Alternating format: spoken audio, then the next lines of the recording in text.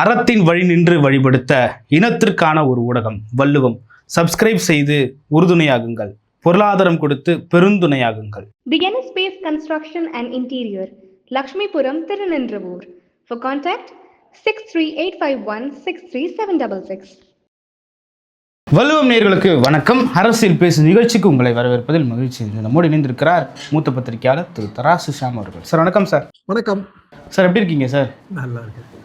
நம்பிக்கை அளிக்கிறதா புதிய பட்ஜெட்? அதுக்கப்புறமா முதல்வர் மீது உள்ள விமர்சனங்களும் பட்ஜெட் மீது உள்ள விமர்சனங்களும், அதே நேரத்தில் வாக்குறுதிகளை நிறைவேற்றியிருக்கிறீர்களா என்ற கேள்விகளும் எதிர்க்கட்சி எழுப்பி வருகிறார்கள்.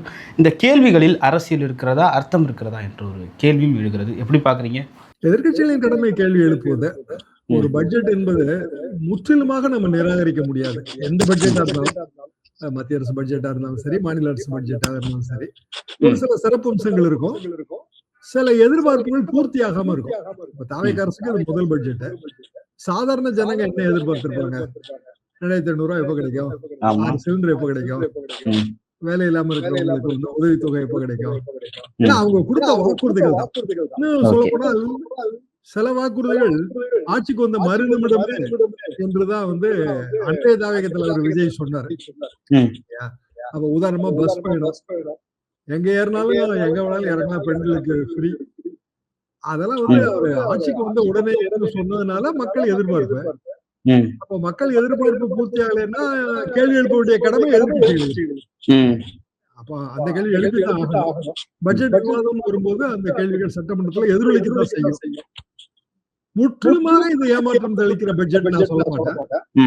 இப்ப வேளாண்மை பட்ஜெட், நான் வந்து அக்ரிகல்ச்சர் 60களில் வந்து எங்க காலேஜ்ல அக்ரானமி என்ன சொல்லுவாருன்னா, வேளாண்மைக்கெல்லாம் பட்ஜெட்டே போடக்கூடாது, எங்களை கிளாஸ் ரூம் டிபேட் வேளாண்மைக்கு அவரு அதுக்கான விளக்கம் என்னன்னா, பெரிய அக்ரானமி அவர் விளக்கம் என்னன்னா, பட்ஜெட்ல வரவு செலவு இருக்கிறாங்க, வேளாண்மைன்னா செலவு தான். அதாவது அரசு வந்து இதுக்கு இவ்வளவு நிதி ஒதுக்கீடு தானே பண்ண முடியும். அக்ரிகல்ச்சர் ஒரு அரசுக்கு என்ன வருமானம் கிடைக்காது. பொது பட்ஜெட், இப்ப நம்ம பத்திரப்பதிவுத்துறை இவ்வளவு வருமானம், இப்போ மது விலக்கு 1020 மூலமா இவ்வளவு வருமான இனங்கள் இருக்கும், இதுக்கு இவ்வளவு செலவு, பற்றாக்குறை இவ்வளவு இருக்கு, இவ்வளவு கடன் வாங்க போறோம், இப்படி நம்ம சொல்லுவோம். அக்ரிகல்ச்சர் பட்ஜெட் எப்படி சொல்ல முடியும்? எதுக்காக அப்படின்னா, ஒரு குறிப்பிட்ட தொகையை விவசாயத்துக்கு போக்கஸ்டா நம்ம செய்ய போறோம், அவ்வளவுதான் பாயிண்ட். மற்றபடி பட்ஜெட்ல எல்லாரும் சொல்றாங்களே தவிர அக்ரி பட்ஜெட் அப்படிங்கறது ஒரு மூத்த வேளாண்மை பட்டதாரியாக நான் அப்படி ஏத்துக்கிறதே இல்லை. திமுக காலத்துல முதல்ல அந்த நடைமுறை தொடங்கியது. இது தொடர்வது சரிதான், நம்ம இல்லை என்று மறுக்க முடியாது. பல குறைகளும் அதுல இருந்தன. இப்போ எங்க பகுதியெல்லாம் தென்னை பகுதி, இப்ப தென்னை அப்படின்னு ஒரு அனௌன்ஸ் பண்றாரு. பட் ரூட் ஃபீல்டிங் பண்றதுக்கு தனி செலவு இருக்காது. டானிக்கு வந்து கொடுத்துருவீங்க, நாங்க அதை வேற இல்ல. அப்ப அதுக்காக செலவு டானிக்கால கம்மியா இருந்தா எங்களுக்கு கட்டுப்படி ஆகும். அப்ப நீங்க என்ன மானியம் கொடுத்தாலும் இல்ல பணம் கொடுத்தாலும் நாங்க வாங்க மாட்டோம். இந்த சிக்கல் வந்து இப்போ இந்த இறைவெளி அட்டை ஏற்கனவே இருக்கிறது தான். என்ன டிமாண்ட்னா, ஒரு அட்டை விலை ஜாஸ்தியா இருக்கு, அது குறைக்கணும். அப்புறம் அட்டை உற்பத்தி செய்யற இடத்தை மாத்தணும். அப்படி அது வருஷமும் நாங்க வைக்கிற கோரிக்கை தான். எல்லா சங்கங்களும் வைக்கிற கோரிக்கை தான். எங்களை மாதிரி நிறைய சங்கம் இருக்கு, ஒரே கோரிக்கை தான். ஆனா அரசு வந்து அதை செய்யறதே இல்லை. இது இந்த மாதிரியான பல குறைபாடுகள் வேளாண்மை பட்ஜெட்ல இருக்கு. குறிப்பா நான் என்ன பாக்குறேன்னா, விவசாய சங்கங்களை வந்து இவங்க கலந்தாலோசனை சங்கங்கள் ஏதாவது ஒரு கட்சி சங்கமா கம்யூனிஸ்ட் சங்கம், அவங்க அந்த நிலைப்பாடுதான் சொல்லுவாங்க. திமுக சங்கத்தை கேட்டீங்கன்னா அவங்க என்ன நிலைப்பாடு சொல்லுவாங்க? எல்லாருமே விவசாய பிரிவு வச்சிருக்கிறோம் அரசியல் கட்சிகள் எல்லாம். அப்போ கட்சி சாராத நிறைய அமைப்புகள் இருக்கு, அவங்க இவங்க கருத்து கேட்கணும். அது அன்பார்ச்சுனேட்லி நம்ம கேட்கறதே இல்லை. ஓகே சார், அதே நேரத்தில் வேளாண் பட்ஜெட் தாக்கல் செய்கிறப்போ கோட்டு சூட்டு போட்ட விவசாயிகள் நாங்கள் அப்படின்னு சொல்லிட்டு வேளாண் துறை அமைச்சர் பேசியிருந்தார். அதுவும் பெரிய சர்ச்சைக்குள்ளாச்சு. அதே போல் முன்னாள் முதல்வர் ஸ்டாலின் அவர்களும் இது பிளாஸ்ட் பட்ஜெட் இல்லை, இது வேஸ்ட் பட்ஜெட்னு சொல்கிறாரு. அதே நேரத்தில் இது ரீமேக் பட்ஜெட்னு சொல்கிறாரு. அவருடைய பட்ஜெட்டையே வேஸ்ட் பட்ஜெட்டுன்னு சொல்கிறாரா முன்னாள் முதல்வர் என்ற ஒரு கேள்வியும் சமூக ஊடகங்களில் எழுப்பிட்டு வராங்க. எப்படி பார்க்கலாம் இது? இன்றைய தேதிக்கு நீங்க காமராஜர் ஆட்சி காலத்துல இருந்து, நான் பள்ளி மாணவனா இருக்கும்போது காமராஜர் முதல்வருங்க, அண்ணா முதல்வர் ஆகும்போது நான் கல்லூரி மாணவன், பொலிட்டிக்கல் ஆக்டிவிஸ்ட். ஓகே. பத்திரிகைகள் ஆகும்போது எம்ஜிஆர் முதல்வர், எம்ஜிஆர் பத்திரிகைகள் தான் நான் முதல்ல பணி போயிருந்தேன். அப்புறம் ஜெயலலிதா அம்மா, கலைஞர், ஸ்டாலின், எத்தனையோ பார்த்தாச்சு. இதுல 67ல இருந்து நம்ம இது வரைக்கும் என்ன பண்ணிருக்கோமோ அதைத்தான் நம்ம செம்மைப்படுத்த முடியும். தமிழ்நாடு மக்கள் நல திட்டங்கள்ல ரொம்ப முன்னோடி மாநிலம். புதுசா கற்பனை பண்ணி எல்லாம் நம்ம பட்ஜெட் போட முடியாது. எந்த பட்ஜெட்?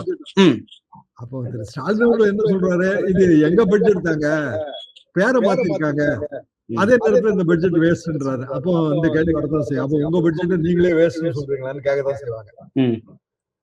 அதாவது இவங்க எல்லாத்துக்கும் வெற்றிங்கிற டேக சேர்க்கிறாங்க. வெண்டைக்கான்னு கூட நீங்க சொல்லக்கூடாது, வெற்றிக்காயின்னு தான் சொல்லணும். கத்திரிக்காய்னு சொல்லக்கூடாது, வெற்றி கத்திரின்னு சொல்லணும். இப்படியான ஒரு நிலைமையில அது ஏன் இருக்காங்கன்னு எனக்கு புரியல. வெற்றிங்கிற டேக் சேர்க்கறதுனால என்ன விவசாயிக்கு நன்மை கிடைச்சிடும்? அது ஏதோ இவங்க செயல திராவிட அரசியல் சொல்ற மாதிரி. சார், அதே நேரத்தில் வாக்குறுதிகளை நிறைவேற்றலன்னு சொல்லிட்டு எதிர்கட்சிகள் ஒரு பெரிய விமர்சனத்தையும் வச்சுட்டு வராங்க. அதுவும் விஜய் அவர்கள் சொன்ன அந்த 2500 ரூபா அந்த வாக்குறுதியை நிறைவேற்றலை அப்படின்ன மாதிரி சொல்லியிருந்தாங்க. ஆனாலும் அண்ணன் சீர் மாமன் சீர் அந்த வாக்குறுதிகளாக நிறைவேற்றிருக்காரு. அது எப்போ என்ற தேதியை குறிப்பிடவில்லை அப்படின்னும் விமர்சனத்தை எதிர்கட்சி தலைவர் வச்சிருக்காரு. எப்படி பார்க்கலாம் இதை? இப்ப 1 பவுன் தங்கம் பட்டு புடவை இது ஒரு சீர்ன்றாங்க. 1.5 லட்சம் ரூபாய் வருங்க. ஒதுக்கீடு செய்திருக்கிற தொகையை பார்த்தா அது 1.5 லட்சம் ரூபாய் வகுத்தா எத்தனை மணப்பெண்களுக்கு நீங்க கொடுக்க முடியும்? அதை எத்தனை திருமணங்கள் நமக்கு நடக்குது? என்ன டேட்டா? ஓகே, எவ்வளவு திருமணங்கள் நடக்குது? இப்போ பதிவு திருமணங்கள் எல்லாமே பதிவு செய்யற திருமணங்களாவும் இல்ல. இப்ப எங்க பகுதியில் எடுத்தீங்கன்னா உடனே பதிவு எல்லாம் பண்ண மாட்டாங்க. அப்போ என்ன டேட்டா? அப்ப எப்படி கொடுக்க போறீங்க? தகுதி உள்ள பயனாளிகளை அடையாளம் காண போறீங்களா? இலவச ஆடு ஜெயலலிதா மகால திட்டம் தான், அது புதுசெல்லாம் கிடையாது. ஆமா, 4 ஆடு கொடுத்தீங்கன்னா ஒரு கோர்ஸ் ஆஃப் டைம்ல அது நம்ம பெரிய அளவுக்கு பெருக்கிடலாம்.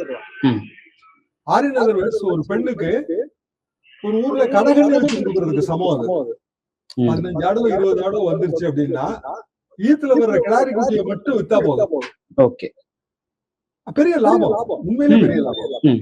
கறவை மாடு பால் கறந்து விற்கிறதுக்கு அது ஒரு பொருளாதார உதவி மாதிரி. இதுல நமக்கு தெரியுங்க. ஆனா தங்கம் பட்டு புடவை இதுல பெனிஃபிட் தெரியாது. அதாவது நீங்க சமூக திட்டங்கள் செயல்படுத்தும் போது அது பொருளாதாரத்துக்கு உதவியா இருக்க போதா இல்ல வெறுமனே நுகர்வு கலாச்சாரமா? ஓகே. இப்போ திமுக அரசு 8000 ரூபாய் சொன்னாங்கல்ல, அதாவது அவங்க தேர்தல் அறிக்கையில, அது எப்படின்னா ஊர் கடையில இருந்து வாங்கிக்கலாம். ஓகே. இப்போ உங்க 8000 ரூபாய் உங்களுக்கு வருது, உங்க ஊர்னு ஒரு ஊர் வச்சுங்க, சிவகங்கை உங்க ஊரு. சிவகங்கையில நீங்க வாங்கும் போது சிவகங்கையில இருக்க லோக்கல் பொருளாதாரம் அதுல போயிடும். உங்களுக்கு நுகர்வு கலாச்சாரம் தான். ஓகே. ஆனா ஊர்ல இருக்கிற 10 கடைக்காரன் அந்த படத்தை ரொட்டேட் பண்ணுவான். அவனே என்ன பண்ணுவான்னா, கூப்பன் யாரு கொண்டு வரீங்களோ அவங்களுக்கு 500 ரூபாய் தள்ளுபடியுமா? சரி, ஒரு காம்படிஷன் லோக்கலா. ஆமா ஆமா இல்லையா? வீட்டு உபயோக பொருள் விற்கிற கடை எங்க ஊர்ல ஒரு 5 கடை இருக்கும், இல்ல 3 கடை இருக்கு. சின்ன ஊர்ல 2 கடை இருக்கு. சோ நுகர்வு கலாச்சாரத்தை மட்டும் ஊக்குவிக்க போறோமா இல்ல சமூக திட்டங்கள் மூலமாக ஒட்டுமொத்த பொருளாதாரத்தை ஊக்குவிக்க போறோமா? இந்த ஒரு கேள்விதான் அதுல விடை வேணும். ஓகே. அது அன்பார்ச்சுனேட்லி இந்த தாய் மாமன் சீரு அதுல நுகர்வு கலாச்சாரம் தான் நான் நினைக்கிறேன். பட்டுப்புடவை எத்தனை வருஷம் இருந்த போது. ஓகே. நிதியுமே கிட்டத்தட்ட ஒரு 800 சொச்சம் கோடி தான் ஒதுக்கி இருக்காங்க. ஆனா பயனாளர்கள் 2.5 லட்சம்னு குறிப்பிட்டிருக்காங்கன்னு நினைக்கிறேன் சார். 2.5 லட்சத்துக்கெல்லாம் அந்த படம் பத்தாதுங்களா? அப்புறம் இதுல பெரிய பிரச்சனை வருங்க. புடவை மட்டும் நீங்க உங்க மனைவியை கூட்டிட்டு போய் ஒரு கடையில உங்களால வாங்கிட முடியுமா? எவ்வளவு டைம் எடுத்துக்குவாங்க அவங்க? நீங்க கடையில கொண்டு விட்டுட்டு வேற ஏதாவது வேலையை பார்த்துட்டு போனாலும் செலக்ட் பண்ணிட்டு தான் இருப்பாங்க. ரொம்ப சிரமங்க. இப்ப இன்னைக்கு விஜய் அந்த கைத்தறி இதை திறந்து வைக்க போறாரு ஈவினிங். வெற்றி தறி அப்படின்னு பேர் வச்சிருக்காங்க. கைத்தறி தான். அப்போ நம்ம வேஷ்டி கொடுக்குற மாதிரி, உங்களுக்கு வேஷ்டி சேலை கொடுக்குற மாதிரி ஒட்டுமொத்தமும் நம்ம கைத்தறி ஆர்டர் நெசவாளர்கள் வாழ்க்கையில் அது ஒளியேற்று நல்ல விஷயம். அதுல கூட ஒரு பொருளாதார சுழற்சி வருது. பட்டுப்புடவைன்னு அதை ரெஸ்ட்ரிக்ட் பண்ணும் போது பலதரப்பட்ட சாய்ஸ் வந்து சாதாரண புடவைன்னா சாய்ஸ் கிடையாது. அப்புறம் மோதிர ஆர்டர்லயும் அந்த பிரச்சனை வந்துடும். அரசு ஆஸ்பத்திரிகள்ல பேறுகால நடந்தாதான் மோதிரம், மத்தபடி கிடையாது, மோதிரம் கிடையாது. இந்த ஸ்கீம்ல எனக்கு கொஞ்சம் மாறுபாடான கருத்து இருக்கு. இது தேவையற்றதுங்கிறதா என்னோட பாயிண்ட். ஓகே சார், அதே நேரத்தில் மரிய வில்சன் அவர்கள் பட்ஜெட் தாக்கல் பண்ணுறதுக்கு முன்னாடி ஒரு வெள்ளை அறிக்கையை நிதியமைச்சர் சார்பாக வெளியிட்டிருந்தார். அந்த வெள்ளை அறிக்கையில் திமுக அரசு மல்லிகை சாமான் வாங்குறதுக்காக கடன் வாங்கினாங்க, அதனால் கையில் எதுவுமே இல்லை, வீடு கட்ட கடன் வாங்கியிருந்தால் கடைசிக்கு வீடாவது இருந்திருக்கும் அப்படின்னு சொல்லியிருந்தார். தாவேகா அரசும் ஒரு 1,22,000 கோடி கடன் வாங்குறாங்க, அது வீடு கட்டுற கடனா மல்லிகை சாமான் வாங்குற கடனா என்ற ஒரு கேள்வியும் சாமானியர் மத்தியில் எழுந்திருக்கு. எப்படி பார்க்குறீங்க இதை? திமுக அரசு என்ன கடன் வாங்கினதோ அதை விட அதிகமா கடன் வாங்கினா தான் இன்னும் அடுத்த கட்ட போக முடியுங்க. கடன் விகிதாச்சாரத்துக்குள்ள இருக்கா இல்லையாங்கிறதா கேள்வி. உண்மையிலேயே நான் அந்த எக்கனாமிக் எக்ஸ்பர்ட் கிடையாதுங்க, எக்ஸாக்டா என்னால கருத்து சொல்ல முடியல. ஆனா பெரும்பாலும் கிரெடிட் கார்டு எக்கானமி எப்போ வந்ததோ அப்பவே நீங்க கடன் வாங்கிட்டா உங்க வாழ்க்கையை நடத்துறீங்க. நீங்க இஎம்ஐ கட்டாமலே 2 வீலரும் 4 வீலரும் வாங்கிட்டீங்களா? இல்ல, கிடையாதுங்க, வாங்கவும் முடியாது இன்னைக்கு இருக்கிற சூழல்ல. எங்க கிராமத்துல வெறும் சைக்கிள் தாங்க இருந்துச்சு ஒரு 15-20 வருஷம் முன்னாடி. நல்ல ஞாபகம், ஊர்ல சைக்கிளா சுத்திட்டு இருக்கோம்.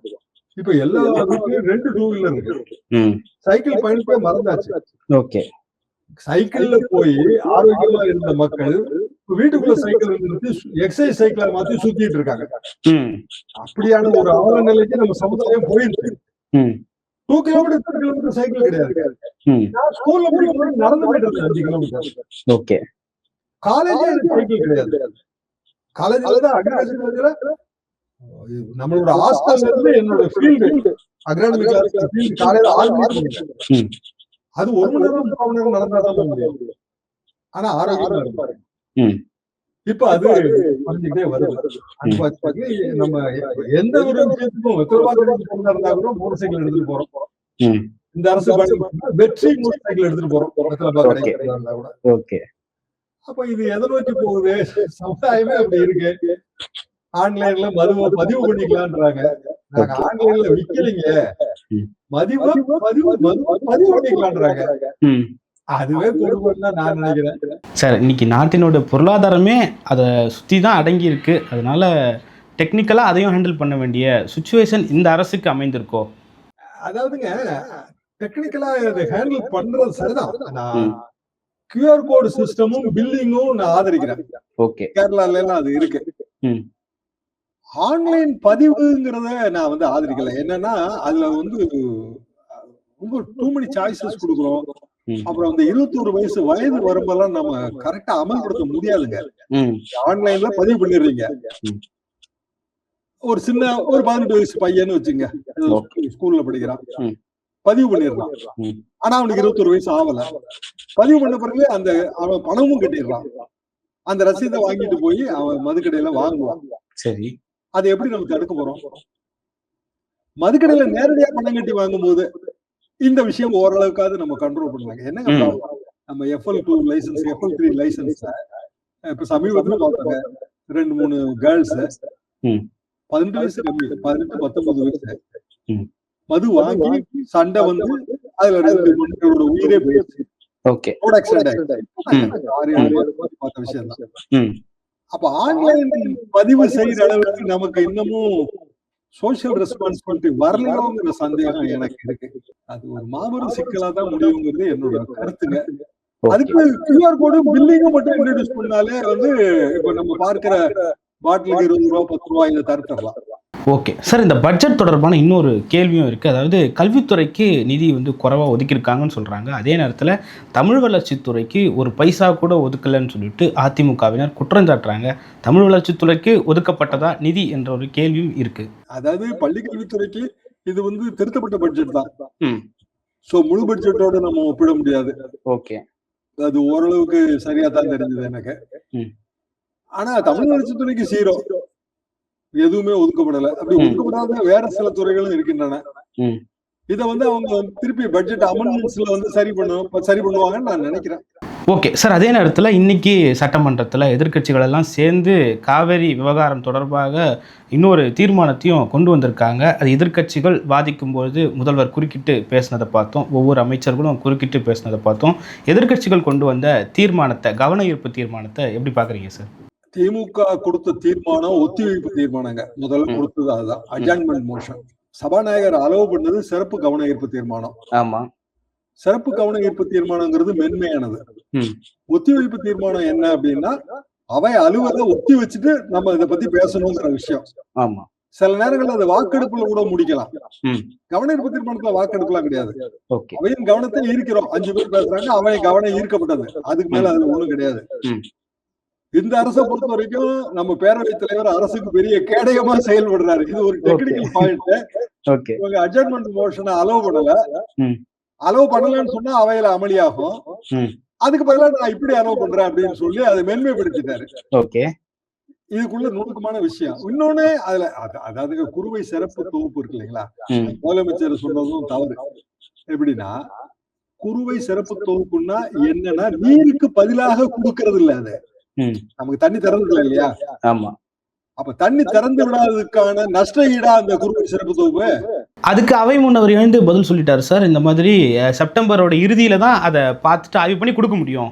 அது வறட்சி நிவாரணம். சரி.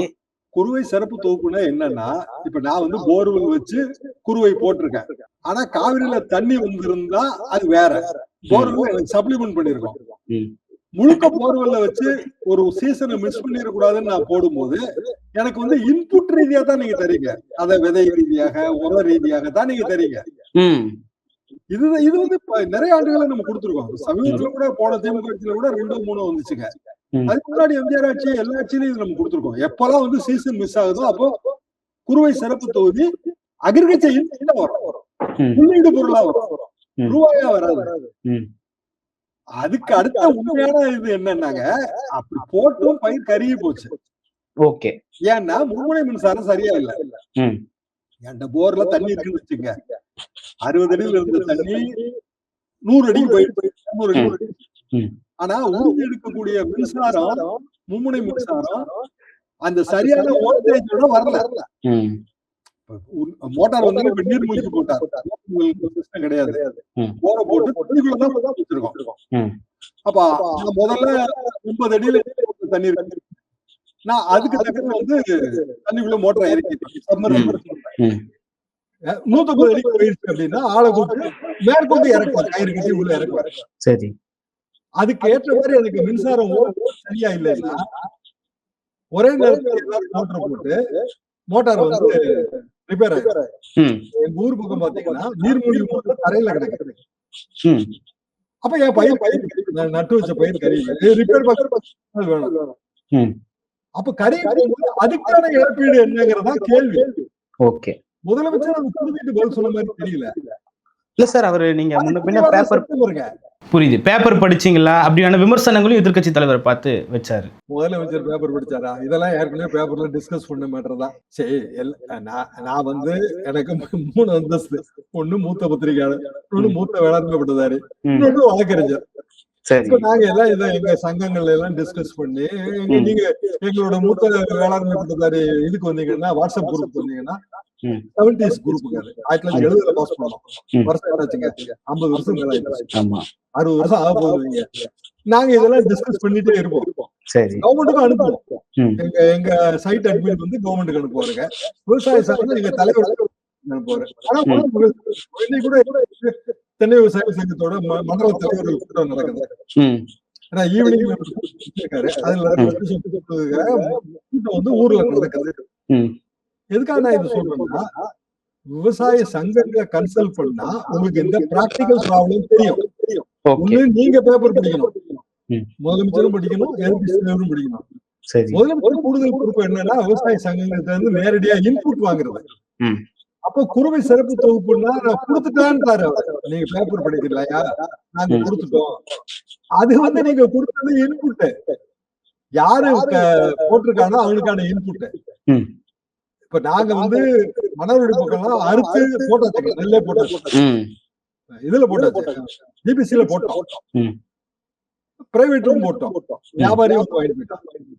1,000 rupees நான் போட்டேன். இப்போ வந்து 2,000 rupees வந்துருச்சு. அதாவது எனக்கு நான் போட்ட வகையில எனக்கு 1 லட்சம் ரூபாய் நஷ்டம் வந்துருச்சு. இப்ப நான் இங்க இருந்தா பணம் அனுப்பி மோட்டர் சரி பண்ணுங்க இது பண்ணுங்கன்னு நான் சொல்லிட்டு இருக்கேன். அங்க இருந்து எனக்கு பணம் வந்து வரவே இல்லை இந்த சீசன். சரி. அப்புறம் இன்னும் கொஞ்சம் பயிர் போட்டது கருகி போச்சு. என்னன்னா கரண்ட் ப்ராப்ளம். அப்போ மின்சாரத்துறை அமைச்சர் என்ன சொல்லுங்க, கரண்ட் பிரச்சனை இருக்கு, பற்றாக்குறை இருக்கு, அதனால நான் வந்து ஷிஃப்ட் கரண்ட் போடுறேன், இத்தனை மணில இருந்து இத்தனை மணி வரைக்கும் உங்களுக்கு வந்து மோட்டர் கரண்ட் கிடைக்கும்னு சொன்னா இந்த பிரச்சனையே கிடையாது. அதுக்கு தகுந்த மாதிரி என்னோட ஆசன ஷெட்யூல நான் மெயின்டைன் பண்ணிடுவேன். இப்ப இவங்க எதுவுமே சொல்லலைங்க. கரண்ட் போன உடனே வீட்டுக்கு வரணுமா, திரும்பி ஆட்டோல வந்து சுவிட்ச போட்டுட்டு எல்லாரும் வந்துடுறாங்க. எப்ப கரண்ட் வருதோ அப்ப எல்லா மோட்டரும் ஒண்ணா வரும். சரி, இது நாங்க எங்களுக்குள்ளேயே நீங்க ஷிஃப்ட் கரண்ட்டுக்கு வந்து டைம் சொல்லிட்டீங்கன்னா அது நாங்க ஊருக்கு தகுந்த மாதிரி எங்களுக்குள்ளேயே அட்ஜஸ்ட் பண்ணிடுவோம். ஆனா இவங்க வந்து வெக்கப்படுறாங்க, மின்சார பற்றாக்குறை இருக்குன்னு சொல்றதுக்கு வெக்கப்படுறாங்க. ஓகே. எங்க 14 hours பவர் கட்ல நாங்க 2010 2011 ஆற்காடு வீரசாமி மின்சாரத்துறை அமைச்சரா இருந்தபோது 14 மணி நேரம் கரண்ட் வராதுங்க ஒரு நாளைக்கு. அதுலயும் நாங்க விவசாயம் பண்ணிட்டு தானே இருந்தோம். அட்மிட் பண்ணுங்கன்றாங்க. அரசு தண்ணி வரல, இல்ல கரண்ட் ப்ராப்ளம், அட்மிட் பண்ணுங்க. நாங்க எல்லாரும் வந்து அரசு கையில இருக்கிற விவசாயிகள் இல்ல சிட்டிசன் தானே, நாங்க இந்த தமிழ்நாட்டோட குடிமக்கள் தானே, அரசோட கோஆபரேட் பண்ணி போறோம். அதுல என்ன எங்களுக்கு கஷ்டம் இருக்கு? ஓகே சார், காவிரி விவகாரத்தில் வந்து மெத்தனமாக செயல்பட்டாங்களா தாவேக அரசுன்ற மாதிரி இன்னொரு கேள்வி எழுது. ஏன்னா எதிர்க்கட்சி தலைவர் கேள்வி எழுப்பும்பொழுது மோடி அவர்களை ஒரு முறை பார்த்தாரு, அதுக்கப்புறம் ஒரு தீர்மானம் போடப்பட்டது, அதுக்கப்புறம் பெருசாக எந்த நடவடிக்கையும் எடுக்கலை, நீதிமன்றத்தை நாடலை, அந்த மாதிரியான கேள்விகளெல்லாம் எழுப்பியிருந்தார். காவிரி விவகாரத்தில் தாவேக அரசு மெத்தன போக்கு காட்டியதா?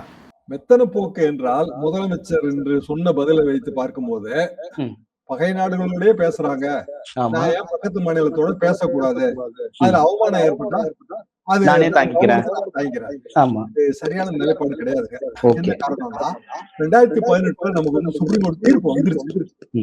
இனி வந்து அந்த தீர்ப்பு தான் பாயிண்ட். ஓகே, மீண்டும் வந்து பக்கத்து மாநிலத்தோட பேச்சுவார்த்தை நடத்துறது நீங்க போனீங்கன்னா தீர்ப்பையே நம்ம உதாசீனப்படுத்திடுறோம்.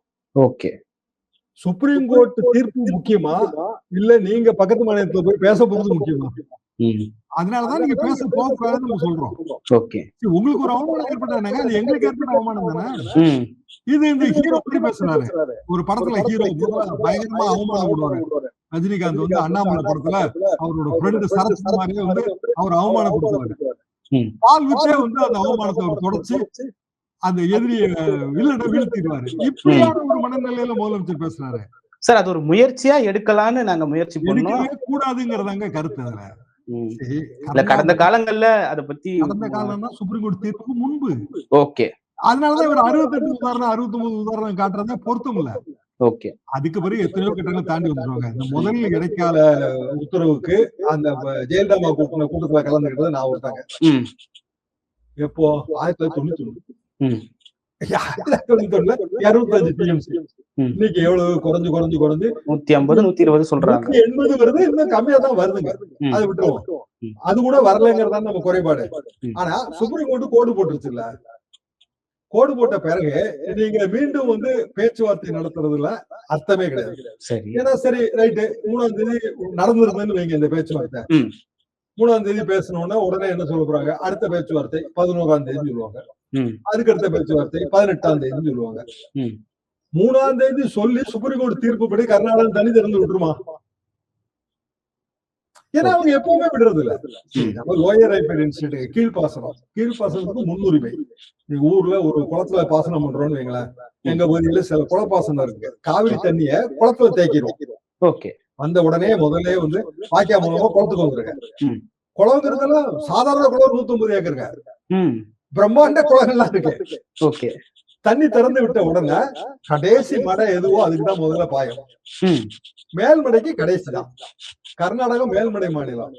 மழை பெஞ்சு தண்ணி வந்தா நமக்கு முதல்ல வரணுங்க. இது ஹெல்சிங்கி விதின்னு இதுக்கு பேரு. சுப்ரீம் கோர்ட் தீர்ப்புலயே இது சொல்லி இருக்கு. ஹெல்சிங்கி விதினா ஹெல்சிங்கி விதிப்படி நடக்கணும், லோயர் ரைப்பர் இன்ஸ்டிடியூட்டோட முன்னுரிமை, அது எல்லாம் ஏற்ற அளவுலயே நிக்குது, காகித அளவுல நிக்குது தவிர காவிரியில தண்ணி வர்றது இல்ல. அப்ப பேச்சுவார்த்தை நடத்துனீங்கன்னா பிரயோஜனம் இல்ல, அது மீண்டும் இழுவைக்குதான் உதவும். மழை பெஞ்சதுக்கு இப்ப கொஞ்சம் தண்ணி வந்துருச்சு, இந்த மழை தொடர்ந்து நீடிக்குமா இல்லையாலாம் நமக்கு தெரியாது. நம்மளோட ஒரே பாயிண்ட் சுப்ரீம் கோர்ட் தீர்ப்புப்படி தண்ணி திறக்கணும், தண்ணி மதிக்கல, அப்ப சுப்ரீம் கோர்ட்ல போய் வழக்கு போடுறோம். காவிரி விவகாரத்துல கர்நாடகாவுக்கு உத்தரவு போடணும். எப்ப போடுறோம் இதை? நீங்க ஜூன் மாசம் பண்ணிருக்க வேண்டிய மேட்டர் இப்ப எப்ப சொல்றீங்க? இப்ப நான் கர்நாடகத்துல போய் பேச போறேன், எப்ப சொல்றீங்க? இப்ப சொல்றீங்க. அப்ப 2 மாசம் எங்க மொத்த பயிர் குறுவையோட ஆயிலே 90 நாள்ல இருந்து 100 நாளுங்க. 3 மாசம் பயிர் அது. தட் இஸ் வை அது குறுவை. சம்பாதான் மெயின். 2 பயிர் போகும் நமக்கு தாளடி ஒண்ணு வரணுங்க. தாளடி கிட்டத்தட்ட இல்லைன்னே ஆயிப்போச்சு. போகணும் நம்ம சொல்றோம் இல்லைங்களா? இந்த 3 போகம் தான். அப்ப குறுவை வந்துங்க 1 மாசம் 15 நாள் தாமதமா நீங்க போனீங்கன்னா கூட அது அவுட் ஆயிடும். ஓகே சார், அதே நேரத்தில் அனைத்து கட்சி கூட்டம் காவேரி விவகாரம் தொடர்பாக கூட்டணும் கர்நாடக அரசு கூட்டுச்சு. முன்னாள் முதல்வர்களெல்லாம் கூப்பிட்டு ஆலோசனை பண்ணி மத்திய அரசுக்கு கொண்டு போகிறாங்க. அதே போல் நம்ம பண்ணணும்னு சொல்லிட்டு எதிர்கட்சியில் இருக்கிற எல்லாரும் அந்த கோரிக்கையை வச்சுட்டு வராங்க. ஆனால் அமைச்சர் எழுந்து பதில் சொல்கிறாரு, எங்கள் தலைவருக்கு எந்த பயமும் இல்லை அப்படின்ற ஒரு பதிலை நிர்மல்குமார் சொல்லியிருக்கிறத நம்ம பார்க்குறோம். அதை கேட்டதுக்கு டீலிமிட்டேஷன் சார்பாக அனைத்து எம்பிக்கள் கூட்டம் வைக்கிறோம், அதில் திமுக அதிமுக பங்கேற்குமான்ற இன்னொரு கேள்வி எழுப்பிட்டு உட்காந்துட்டாரு. எப்படி பார்க்கலாம்? பங்கேற்காதுங்கிற இதுல அவர் சொல்றாருங்க. சரி, இதுக்கும் அதுக்கும் சம்மந்தம் கிடையாது. டீலிமிட்டேஷன் வேற இஷ்யூ. டீலிமிட்டேஷன் இஷ்யூல இன்னமும் மத்திய அரசாங்கம் உண்மையிலே அவங்க என்ன செய்ய நினைக்க போறாங்கன்னு சொல்லல. ஆனா நம்ம நிலைப்பாட டீலிமிட்டேஷன் நம்ம ஆரம்பத்துல எழுத்திருக்கோம். காரணம் அது மாநிலம் பாதிக்கப்படும். இப்ப நம்ம ஆதரிக்கணும் அப்படின்னா மாநிலம் பாதிக்கப்படாதுன்னு சொல்லணும். அப்படின்னா ஒரே வழி வந்து எல்லா மாநிலத்துக்கும் 50%, அதாவது நம்மகிட்ட இப்ப 40 எம்பி பாண்டிச்சேரி சேர்த்து மொத்தம் 60 எம்பி வரணும். உத்தரப்பிரதேசத்துக்கு 180 எம்பி 120 எம்பி வரணும். இந்த விகிதாச்சாரம் இருந்தா தாராளமா ஏத்துக்குவாங்க. என்ன காரணம்னா எம்பிக்கு ஏத்த மாதிரி எம்எல்ஏ ஏறும். அப்போ நம்ம விமன் ரிசர்வேஷன் கொடுக்கும்போது அது சரியா வரும். ஆனா இதோட பின்னணியில மறைந்திருக்கிற திட்டம் என்னன்னா ஒரே நாடு ஒரே தேர்தல். ஒரே நாடு ஒரே தேர்தல் தாவேக்கா எதிர்க்குது. ஏன்னா கரூர்ல விஜய் தெளிவாக சொல்லிட்டாரு, நாங்க எதிர்க்கிறோம், எந்த ரூபத்துல இருந்தாலும் எதிர்க்கிறோம். தமிழகமும் எதிர்க்கிறதுன்றாரு. தாவேக்கா எதிர்க்கிறதுன்னு சொல்லல, தமிழகம் எதிர்க்கிறது சொன்ன பிறகு டீலிமிட்டேஷன்ல எப்படி மத்த பார்ட்டிஸ் எப்படி அவங்க கருத்து சொல்லுவாங்க? எம்பி வந்து பார்ட்டிக்கு கட்டுப்பட்டவங்களா இல்ல எம்பி தனியாவே செயல்படுவாரா? பார்ட்டிக்கு கட்டுப்பட்டவங்க. திமுக தலைவர் மூலமா அதிமுக தலைவர் மூலமா தானே நீங்க எம்பிக்கு இன்விடேஷன் அனுப்பணும். ஓகே, இப்போ திமுக எம்பி அட்டன் பண்ணணும்னா எம்பியே தனிப்பட்ட முடிவு எடுத்து அட்டன் பண்ணுவாங்களா இல்ல திமுகங்கிற கட்சி முடிவு எடுத்து அட்டன் பண்ண சொல்லுமா? கட்சி தான் சொல்லும், அதுதான் தார்மீகம். ஆமா, அப்புறம் எப்படி நீங்க எம்பிக்கு டைரக்டா அனுப்பலாம்? அத இப்ப திருத்த போறாங்கன்னு நினைக்கிறேங்க. இப்போ காலையில நான் கேட்டேன், எனக்கு இப்படி தப்பா இருக்கு, நீங்க அந்தந்த கட்சிக்கு அனுப்புறாதானங்க அவங்க வந்து ஒரு ரிஜிஸ்ட்ரேஷன் கொடுத்து நீங்க கலந்துக்கணும்னு சொல்லுவாங்க. ஆமா, தப்பு மாதிரிதான் தெரியுதுங்க, இப்ப வந்து மாத்தலாம்னு நினைக்கிறோம் அப்படின்னு காலையில சொன்னாங்க. மாத்தோம்னான்னு எனக்கு தெரியாது, ஆனா அது தவறு. இவங்க இன்விடேஷன் அனுப்புற முறை தவறு. ஓகே, அனைத்து கட்சி கூட்டம் காவிரி விவகாரம் சார்பா கூட்டப்படணுமா, அது கூட்டப்படுமா என்ற ஒரு கேள்வியும் இருக்கு. அந்த இடத்துல இவங்க நிபந்தனை வச்சுட்டாங்க, டீலிமிட்டேஷன் கூட்டம் அட்டன் பண்ணணும்னா அனைத்து கட்சி கூட்டம் கூட்டுங்கன்றாங்க காவிரி பிரச்சனையில. சார், அமைச்சர் ராஜ்மோகன் அவர் இன்னொரு பதிலும் சொல்றாரு, இந்த சபையிலேயே அனைத்து கட்சிகள் இருக்கு, வேணா நம்ம இன்னொரு தீர்மானமும் இங்கேயே போட்டுக்கலாம் அப்படின்னு சொல்றாரு. ஆனா எதிர்கட்சி தலைவர் என்ன சொல்றாருன்னா, முன்னாள் முதல்வரெல்லாம் கூப்பிட்டு பேசினாங்க கர்நாடகாவில், முன்னாள் முதல்வர்களையும் கூப்பிடுங்க, அனைத்து கட்சி கூட்டத்துல எல்லாரும் வரணும். இப்போ இந்த சபையில இடம்பெறாத நாம் தமிழர்லாம் அனைத்து கட்சியில சேராதா? சேருங்களா? அவரு அங்கீகாரம் பெற்ற கட்சி இல்லையா? ஆமா, ஜெயலலிதா காலத்துல பதிவு பெற்ற கட்சியை சேர்த்து கூட்டாங்க. அப்ப அனைத்து கட்சி கூட்டம் வேற, சட்டமன்ற கூட்டம் வேற. ஓகே, அனைத்து கட்சி கூட்டம் கூட்டுறதோட நீங்க சொல்ற மாதிரி முன்னாள் முதல்வர்கள் எல்லாம் கூப்பிடலாம். விஜய் அவர்கள் கிடைத்த ஒரு வரலாற்று சான்ஸ் என்னன்னா, ஹிஸ்டாரிக் சான்ஸ் என்னன்னா, இந்த விஷயத்துல எடப்பாடி பழனிசாமி, விஜய், மு.க. ஸ்டாலின், இன்னும் முக்கிய தலைவர்கள், காவிரி சங்க விவசாயிகள் எல்லாத்தையும் கூட்டிட்டு தனி விமானத்துல டெல்லியில போய் பிரதமரை பார்த்து அழுத்தம் கொடுத்திருந்தாருன்னா வேற லெவலுக்கு போயிருப்பாரு. அதுதான் எதிர்கட்சி தலைவரும் கேக்குறாரு. அது உண்மையில செய்யணுங்க. இதுல வந்துங்க அரசியல் பண்ணாதீங்கன்னு அவங்க சொல்றாங்கல்ல. ஆமா, ரைட், உண்மையில அரசியல் பண்ணக்கூடாது, இது விவசாயி வருது. அரசியல் பண்றது யாரு? 2 கட்சி இல்ல 3 கட்சி, எல்லா கட்சி. அதை ஈஸியா எப்படி முறியெடுக்கலாம்? பிரதமர்கிட்ட அப்பாயின்மெண்ட் வாங்குறவங்க, பைனான்ஸ் மினிஸ்டர்கிட்ட வாங்குறோம், நேர பிளைட் பிடிக்கிறோம், எல்லாரும் போறோம், 50 பேர் போறோம்.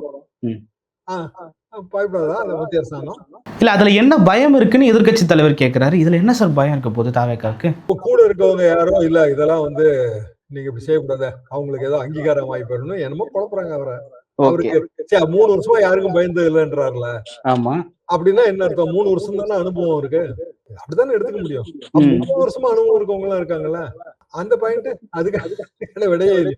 சரி, இவங்க வந்துங்க நல்ல நோக்கத்தோட செயல்படுத்தணும். இல்ல நல்லபடியா ப்ரொபோஸ் கொடுக்கணும், கொடுத்த வாக்குறுதியை நிறைவேற்றட்டும். 5 வருஷம் ஆளட்டுங்க ஒரு கட்சி. அதான் மக்களுக்கு நல்லது. அப்போ விஜய்க்கு ஒரு அனுபவம் கிடைச்சு பதவிக்கு வர்றதாங்க கஷ்டம். பதவிக்கு வந்த பிறகு அதை ரீடைன் பண்ணிடலாம். ஏன்னா சுத்தி இருக்கிற அதிகாரிகளே அதை ரீடைன் பண்ணிடுவாங்க. அவங்க சொல்லி கொடுப்பாங்கல்ல. காவிரில காவிரி செல் இருக்குங்க நமக்கு. இங்க தனியா பிரிவு இருக்கு நமக்கு. காவிரி தனிப்பிரிவு இருக்கு. அதுல இருந்து எல்லா டேட்டாவும் கிடைச்சு போயிடும். முன்னாடி என்ன கொடுத்தோம், எவ்வளவு கிட்டத்தட்ட 5 லட்சம் ஏக்கர் வரணுங்க. அநேகமா 1 லட்சம் ஏக்கர் தான் வரும்னு நினைக்கிறேன். குறுவை ஷார்ட் டர்ம் கிராப். பெரிய லாஸ் தான் அது நமக்கு. ஆனா அதோட சேர்ந்து நீங்க பார்க்க வேண்டியது என்ன அப்படின்னா, அரிசி விலை பயங்கரமா போகுதுங்க. பெரிய இது என்னன்னாங்க, வழக்கமா சன்னரகம் போடும், இப்ப மோட்டார் போடுவோம். கல்ச்சர்னு சொல்லுவோம் எங்க பகுதியில. அதான் சாதம் நிறைய வருங்க. நம்ம பொங்கலோன்னா சாதம் நிறைய வரும். நான் சன்னரகம் போட்டா கூட என் சாப்பாட்டுக்கு நான் கல்ச்சர் தான் வாங்குவேன். அது விலை எக்கச்சக்கமா ஏறி போயிருக்கு. 20 ரூபாய் ஏறி இருக்கு ஊர்லயே. இங்க எவ்வளவு ஏறிட்டு எனக்கு தெரியல. கட்டுமையா ஏறும். அப்போ நமக்கு மும்முனை மின்சாரம் இல்ல, மின்சாரத்துல வர்ற வோல்டேஜ் ப்ராப்ளம், அரிசி விலை ஏறிட்டே போகுது. எல்லாமே சேர்ந்தது காவிரி பிரச்சனை. அதை நீங்க புரிஞ்சுக்க மாட்டேன்றீங்க. ஓகே சார், கடைசியாக ஒரே ஒரு கேள்வி என்னென்னா, சிறப்பு தீர்மானத்தின் போது அமைச்சர்கள் குறுக்கிட்டு பேசலாமா என்ற ஒரு கேள்வியும் அவையிலேருந்து உறுப்பினர்கள் வச்சுட்டு வராங்க. அதே நேரத்தில் காவிரி விவகாரத்தில் ஏற்றப்பட்ட தீர்மானத்தின் இடைச்செருகல்களை நாங்கள் ஏற்றுக்க மாட்டோம்னு சொல்லிட்டு முன்னாள் முதல்வரும் எடப்பாடி பழனிசாமி அவர்கள் கேட்குறாரு. அதே போல் இன்னொரு உறுப்பினரும் கேட்டிருக்காரு. இடைச்செருகலை ஏற்றுக்க மாட்டோம்னு சொல்கிறதுக்கு சபாநாயகர் அவர்கள் அது அன்னைக்கே சொல்லியிருக்கணுன்ற மாதிரி ஒரு விளக்கத்தையும் கொடுக்குறாரு. இது எல்லாத்தையும் எப்படி எடுத்துக்கலாம் சார்? மேகதாது அந்த திருத்தத்தை நாங்க ஏத்துக்கலங்க.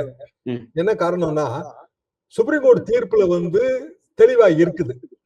நீங்க கர்நாடகம் புதிதாக எந்த கட்டுமானத்தையும் பண்ண முடியாது, நம்மளும் பண்ண முடியாது. எல்லாத்துக்கும் ஆணையத்தோட ஒப்புதல் வேணும். அதுல மேகதாது இல்ல. நாளைக்கு வேற என்ன பேர்ல நீங்க வச்சாலும், மேகாலயா தாதுன்னு வச்சாலும் அதுதான் பொருத்தம்.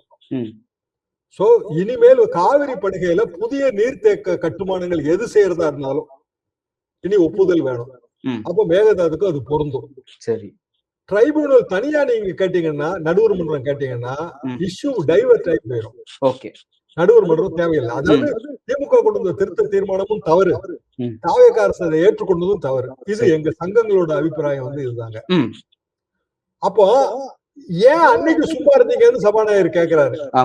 ஆனா அது சபாநாயகர் கேள்வி சரிதான். இப்ப நம்ம தீர்மானத்தை போட்டுட்டோம். இப்ப பேக் எடுத்தோம்னா மேகதாது இஷ்யூல தமிழ்நாட்டுக்கே ஒத்த கருத்து இல்லைங்கிற மாதிரியான ஒரு விமர்சனம் வரும். இருந்தாலும் திருத்திக் கொள்வதில் தவறு இல்லை, வேற வழி இல்லை. அது ஏதோ பிழை. தாவேக அரசுக்கும் அனுபவம் இல்லாம இருந்திருக்கும். எதிர்கட்சி தலைவரோட பரிந்துரையை ஏத்துக்கிடலாம்னு அவங்க பெருந்தன்மையா முடிவு பண்ணிருப்பாங்க. எதிர்கட்சி தலைவருக்கு அது பழைய திமுக ஸ்டாண்ட், அதனால அதை அவர் சொல்லிட்டாரு. சோ அனைத்து கட்சி கூட்டப்பட வேண்டும். மேகதாது சம்பந்தமான தீர்மான திருத்தம் தேவையற்றது. இப்படிதான் நான் பார்க்கிறேன். ஓகே, அந்த சிறப்பு தீர்மானத்தின் போது அமைச்சர்கள் குறுக்கிடுவது அவை விதிகளுக்கு உட்பட்டது தானா? நம்ம ஒரு குற்றச்சாட்டு வைக்கிறோம் எதிர்கட்சியில இருந்து. அப்ப அதுக்கு பொறுப்பான ஒரு அமைச்சர் எந்திரிச்சு பதில் சொல்லிதானே ஆகணும். ஓகே, குறுக்கீடுன்னு சொல்லுவீங்க. அப்படிதான் சபாநாயகர் தான் அதிகமாக குறுக்கிட்டாரு. ஓகே சார், பல்வேறு கருத்துக்களை பகிர்ந்து கொண்டீங்க. மற்றும் ஒரு கால் சந்திப்போம். நன்றி சார்.